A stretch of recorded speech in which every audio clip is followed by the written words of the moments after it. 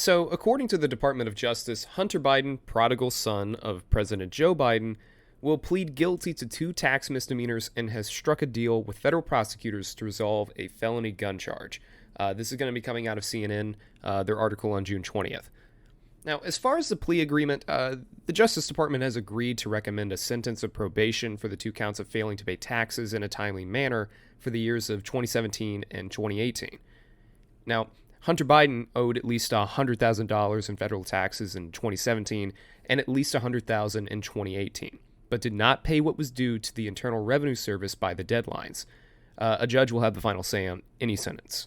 Now, the charges were detailed in a criminal filing in U.S. District Court in Delaware, where the U.S. Attorney David Weiss, a Trump appointee, has been conducting the investigation that at one time explored allegations of money laundering, foreign lobbying, and other potential charges. So it seems pretty clear here. Hunter Biden has no wiggle room with the tax charges. He had to plead guilty. Where things get interesting for me is with the gun charge. Prosecutors have been examining a 2018 incident in which a firearm owned by Hunter Biden ended up tossed by his, then girlfriend into a dumpster in Wilmington. A person briefed on the matter said. Hunter Biden described in media interviews in 2021 that he was addicted to drugs, which is no secret, come on.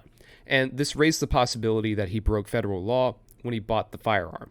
Now, federal law prohibits firearms and purchases by anyone who uses or is addicted to illegal drugs, and CNN previously reported that federal prosecutors were weighing possible charges connected to making a false statement related to the gun purchase. So, what is Hunter facing as a punishment? Well, it's pretty light, honestly. For his tax charges, he faces a maximum sentence of 12 months in prison and a $25,000 fine for each count. That seems pretty light for delayed payments on $100,000 in taxes. However, it seems like there is leniency in part due to him eventually paying back the IRS, but still does not strike me as a typical punishment. What's extremely odd to me is the deal he struck for the felony gun charge. Hunter Biden is expected to avoid prosecution on the gun possession charge as long as he remains drug-free, agrees to never own a firearm again, and completes a 2-year probation period. So, wow. That is incredibly lenient, especially in part of David Weiss, who, in theory, being a Trump appointee, should be rabid on Hunter's case here. But considering everything that's happening at the moment, I think there is a bit of protection going on here.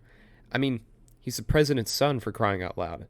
However, I'm going to side with my instincts and say that there's certainly some shady stuff going on here to prevent Hunter from being put in a jumpsuit. However, I can't lie, the conservative backlash has been hilarious to watch.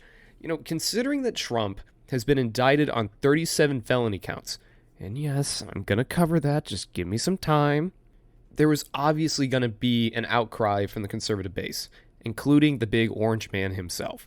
In fact, on June 20th, Trump had posted a Truth Social quote, "Wow, the current Biden DOJ had cleared up hundreds of years of criminal liability by giving Hunter Biden a mere traffic ticket.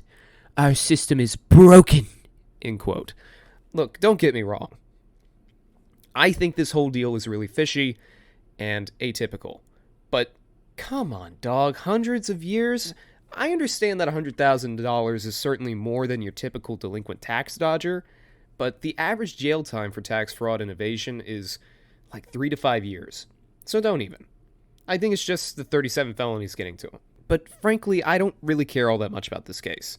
Sure, it seems slimy that Hunter's getting this good of a deal over charges that should be carried with a lot more weight and consequences, but a gun charge on a drug addict and tax evasion don't really take that much priority in my mind when compared to potential violations of the Espionage Act and the willful retention and possible dissemination of classified documents. In a just world, I would certainly have liked to see Hunter get more than a mere slap on the wrist. But this is the hand that's been dealt. The only major consequences that I see coming from this is now the Republicans have ammunition for segments on Fox News, Newsmax, and more talking points for, the 2024 presidential election. Honestly, I would respect the GOP's talking points on this issue if they didn't always call it back to the laptop pictures and escorts. Like, I've never seen a group of people more obsessed with a man's dick than these guys.